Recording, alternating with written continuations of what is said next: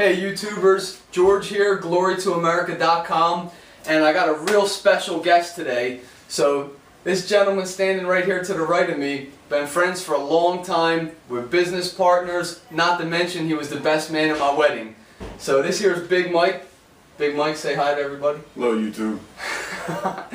But yeah, so me and Mike, we're getting ready to hit the range right now, and you guys are probably going to see a lot more of Big Mike in my upcoming videos, so I'm surprised, that it's funny that I haven't made a video yet with Big Mike, but I've been cutting so many videos so fast this month that, it's been like a blur. You guys know I put up a lot of videos the past couple weeks, but anyway, reason why that we wanted to get Big Mike on the camera right now is I'm going to get behind the camera and he's got something real special to show you. He's got this real neat 45 pistol that we're getting ready to go to the range and shoot right now, in addition to my Glock 31C. So I wanted to take my new 31C out and break it in, and Mike just fixed this 45, and then I couldn't even tell you about it, but he's going to tell you all about it right now. So let's just get right into it. First, I already took the clip out, did a safety check. You are clear. This is a Star PD-45. This was bought into the country by the Garcia Corp of Washington D.C. This was the competition for the 1911. It's actually smaller in every way than a 1911. The other thing that makes this gun special is it is the first successful aluminum alloy handgun. Reasons why they are able to successfully make this aluminum alloy gun without cracking is first they put this little fiber bushing back here. Now what they didn't tell customers was you had to replace it after so many shots. There is a guy on the internet, his name escapes me right now, who does mass produce these now, reproduce them, so you can shoot these again. These are good for around 700 to 800 rounds. So every 700 to 800 you should replace this bushing, because if it cracks and fails, you could crack your gun. Okay, now let me just ask you real quick, about what age is this gun? How old is that gun? What year was it made? This is probably early 80s. Early 80s? Okay, and you're saying that this was brought in from Spain as competition for the 1911. They were trying to get the contract. Well, they just wanted the first aluminum alloy gun, so it was light, compact, it was small, easy to carry, conceal, and accurate. Gotcha. Now, the other misconception with these guns is a lot of people see this little cut right here and think it's broken. That was actually done on purpose from the factory to allow the frame to flex so it didn't crack. Well, right above that little hole, there's a tiny little cut. I don't know if this camera's going to see it or not. You know what? Let's see it. Hold on, guys. There you go. Perfect. Now what that little cut was allow the frame to flex and expand and everything so your gun doesn't crack. So that is why that is there. So if you find one of these and you see that cut, don't worry about it. That was done on purpose from the factory. That's pretty awesome. Now other than that, it's similar to a 1911, but there's actually quite a bit of differences. It's really, other than looks, and I'm just telling you guys because we're playing with it for a little bit before we turn the video camera on, but it's actually quite a bit different than a 1911. It just looks a lot like a 1911. The other feature of this that the 1911 doesn't have is you can engage the safety with the hammer up. That's pretty awesome, and that's one of the first thing I noticed, guys. I always wondered why in a 1911 you couldn't engage the thumb safety with the hammer up. Now, or with the hammer down, actually, we're talking about.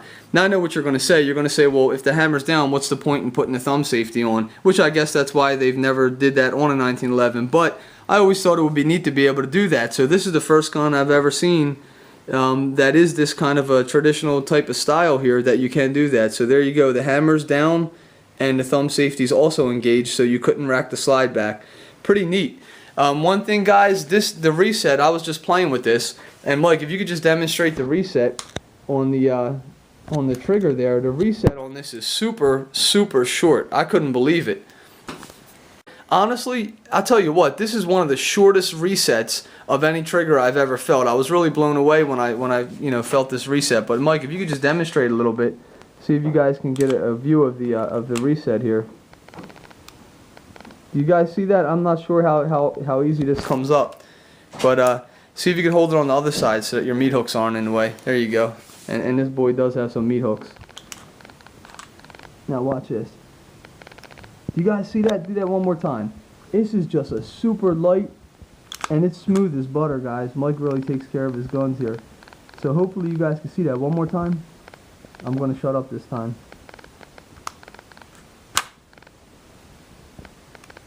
I mean, that's just so short, guys. I mean, that was even just to give you something to gauge it by. That's actually shorter than the SIG SRT trigger, and it's that right there is about as short as the shortest 1911 resets that are going. So pretty neat, and it's all factory. Mike hasn't done anything other than keep it clean and replace the bushing that he was just showing you. Neat little gun. We're not, I'm not going to talk about it any further. We're going to demonstrate the recoil and how it fires and everything, but it's real light. I mean, I would put this gun up against any of the modern, light, carry 1911s and stuff. Shoots 45. How long's the barrel, Mike? You know offhand? Looks like it's about maybe 3.5. It might be 4 inches. What do you think? About 4 inches. Okay, so you got about a 4-inch. So it's kind of like a commander length 1911, pretty much.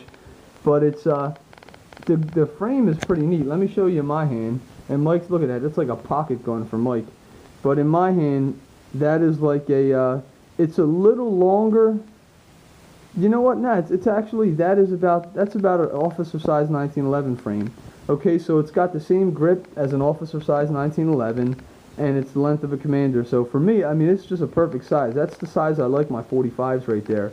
You guys have seen my SIG 1911 videos, and that's the size I like for a 45. Nice, real lightweight though. I tell you what, this is a lot lighter than my SIG 1911. So cool, real cool design. There you go. It's got the external extractor, pretty interesting for an older model gun. It's got that nice long external extractor. You guys, if you haven't seen my video that I just cut a couple days ago about internal versus external extractors, you can check that out. But there's a good example of it.